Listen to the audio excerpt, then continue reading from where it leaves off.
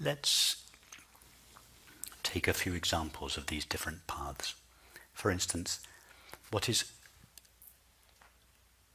usually translated as self-inquiry, atma vichara. And the classic question that Ramana Maharshi used, in fact, in Ramana Maharshi's literature, he used many different questions. But the one that is normally used is, who am I? He also used, from where does the I rise? It's the same question. He actually uses many different questions, but the common one is, who am I? So ask yourself that question and see what happens to your mind. Where does the mind go in order to find the answer to that question? Now, it may start, and obviously not in your case, you've been around for a while, but if one were to ask someone on the street that question, who am I, their mind would go either to the experience of the body or to their thoughts and feelings. And so then you would say to that person, no, but that's not really what you are, because you are the one that is aware of your thoughts and feelings. Every time a thought disappears, you don't feel that a little bit of yourself disappears with it. If you were your thoughts, then a little bit of yourself would always be disappearing every time a thought disappeared. So they would think, oh, yes. And this question would become subtler. No, I see that I'm not my thoughts, because my thoughts are always vanishing, but I never vanish. I see that I'm not my body because I'm aware of my body. My body is always changing. But I've been the same all my life. And the question, who am I, would begin to refine itself. And in this refine, they don't realize it, but in this refining, the mind is beginning to trace its way back, track its way back to what it essentially is. Because it is the mind that is asking the question, what am I? So the mind, in refining the who am I question, the mind is traveling backwards towards its essential ingredient, the irreducible element of the mind. So that is the process. This is what Ramana Maharshi called sinking the mind into the heart. He didn't mean the heart, the physical heart. He meant the heart, the essential core, the essential being, sinking the mind. So sinking the mind gives the sense that the mind rises out of the heart of awareness in order to know objective experience. But its home, the place that it comes from, is this colorless, empty, indivisible, infinite awareness. So this question, who am I, is like an invitation to the mind to trace its way backwards or inwards or selfwards. It's not really inwards, it's certainly not into the body, but it's inwards as opposed to outwards towards objects. Now, another version of it, my preferred version, although I use many different questions. I think on the first evening, I don't know how many questions we used, 15 different questions. They were all variations on the same question, but my current preferred question is, as you all well know, the question, am I aware? And the reason I think this question is so efficient is because unlike the who, and this is not a criticism of the who am I question, I'm not suggesting I was suggesting that I might be criticizing it. I'm not. It's a beautiful inquiry. But if you read the commentaries on Ramana Maharshi, for decades people misunderstood the who am I question. You see questions from mature students, by which I mean people who've been around for a long time, asking, for instance, but which I are we referring into? Questions like this. There was confusion around the question, who am I? And if you were to ask someone on the street, who am I? They wouldn't quite know, is it the mind? Is it the body? Is it the separate self? Is it the ego? There's some confusion. But if you ask the question, am I aware? You ask it to someone who's been on the non-dual path for 40 years. You ask it to someone on the street who's never heard of non-duality.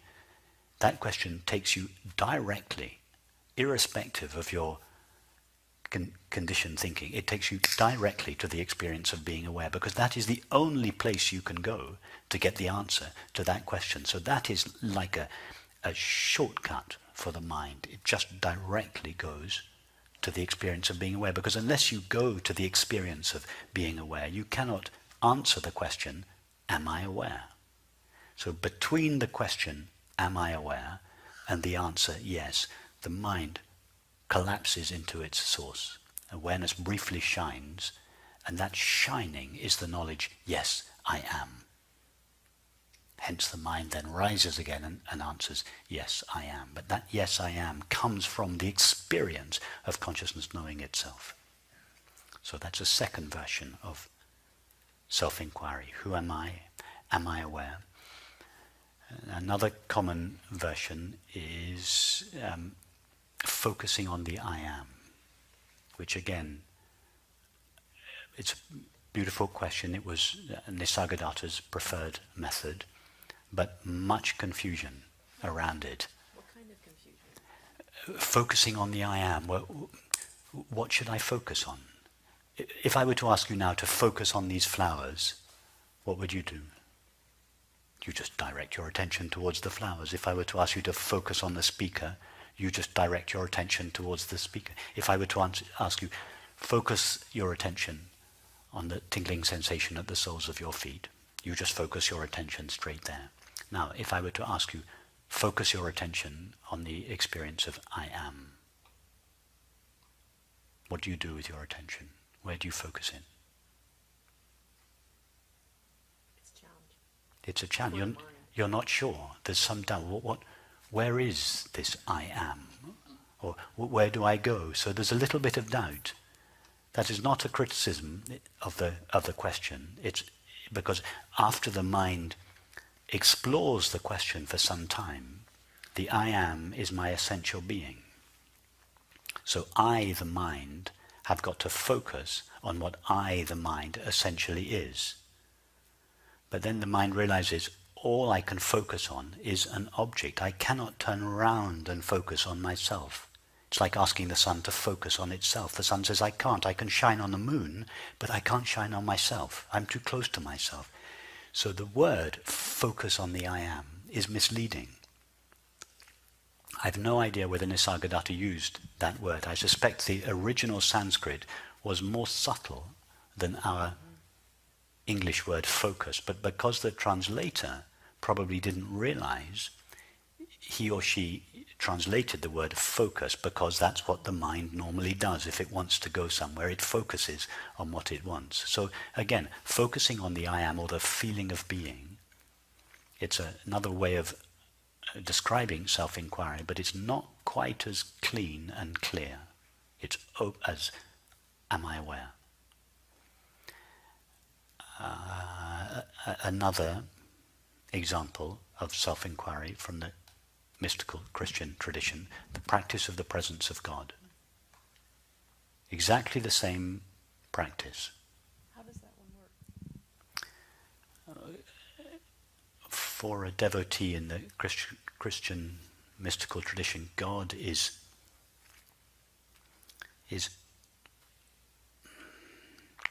infinitely larger than the self that we feel ourselves to be. The mind has to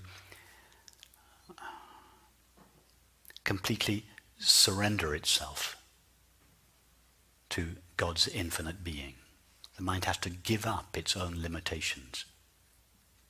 It has to hand everything over to God's infinite being.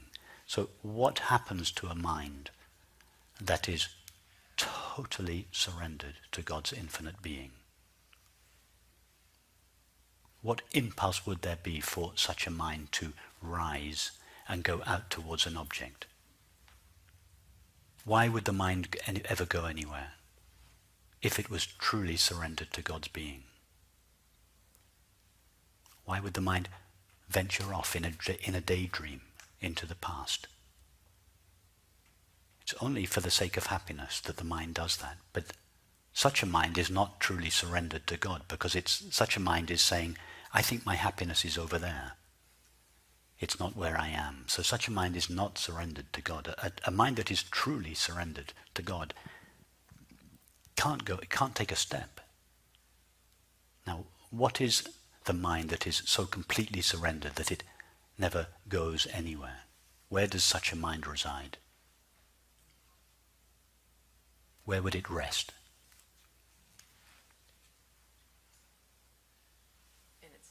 In itself, in its source. What is its source? What is the place from which the mind rises? It was one of Ramana Maharshi's versions of self-inquiry. Whence does the I thought arise? It's awareness. The essential nature, the place from which, if we can call it a place, the placeless place from which the mind realizes is pure awareness. So a mind that is totally surrendered to God is resting in its essential nature. So the practice of the presence of God is simply another version of what is called self-inquiry or self-investigation. The Russian philosopher P.D. Uspensky used to have a fourth way school, and the practice there was self-remembering. Again, an enormous amount of confusion in that school as to what self should be remembered. It's not a completely clean question. There's room for ambiguity there. But what happens to the self that is remembering itself? How much distance is there between the self that remembers and the self that is remembered? There's no distance. There's no room there for the mind to rise and take a path. So self-remembering is the same practice. It's the same non-practice of resting the mind in its source. Self-resting or self-abidance. You find this at the core of all the great spiritual and religious traditions. Ramana Maharshi was unusual and unique in that he really brought it out of hiding. It was hidden in many of these traditions, but because most people found it too difficult, and not in fact too difficult because it's the easy, literally it is the easiest non-practice there is. This is why Ashtavakra said for the sage even blinking is too much trouble. It's even easier than blinking. But because most people's attention is so profoundly lost in objects, the resting of the attention in the source seemed to be too difficult, and therefore the religious and spiritual traditions elaborated more progressive ways to return the mind to its source, such as mantra meditation. Nothing wrong with it. I practiced it for 20 years. Because the mind is so involved with objects, it cannot return to its source. The teaching says, okay, as a compassionate concession, I will give you a special object. A mantra is an object. You are facing the mind away from its source towards the object. But as a compassionate concession to the mind that is exclusively involved with objects, the teaching says, okay, I'm going to give you this object. Instead of attending to 10,000 things, attend to one thing. It steadies the mind. The mind remains focused outwards on the object, and then as you repeat the mantra it gets slower and quieter. As the mantra gets slower and quieter, without your necessarily realizing it, that the mind has already been steadied, it's not going anywhere else, that the single object on which it is focused begins to fade. As that object begins to fade, the mind begins to trace its way back to its source. So or focusing on the breath, or focusing on the pause between the breaths. All these are skillful means that are elaborated for those of us whose attention are so deeply involved with objects that we cannot readily let go of them. So they are halfway stages that first steady the mind before the mind is sufficiently steadied in order to be able to sink into its source. Now, in this approach, we don't give those progressive means. because I feel that our culture is sufficiently ripe for this direct approach. That we don't need the progressive approaches in the way that maybe previous cultures did. So that is what is different in all these approaches and what is the same in all these approaches.